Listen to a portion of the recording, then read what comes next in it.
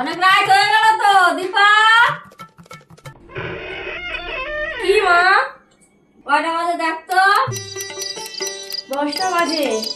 এত রাত হয়ে গেলে আমরা কটা ভাত বসাই না, যা কটা ভাত বসাগা।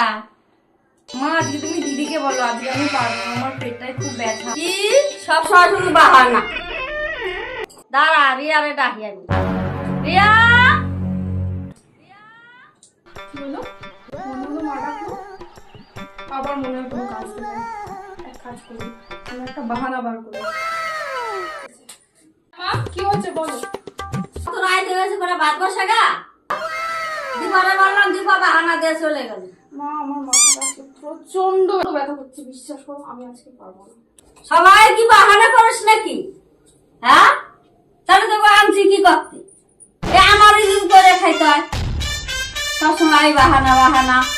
যা সে থাকে যা, খাওয়া লাগবে না।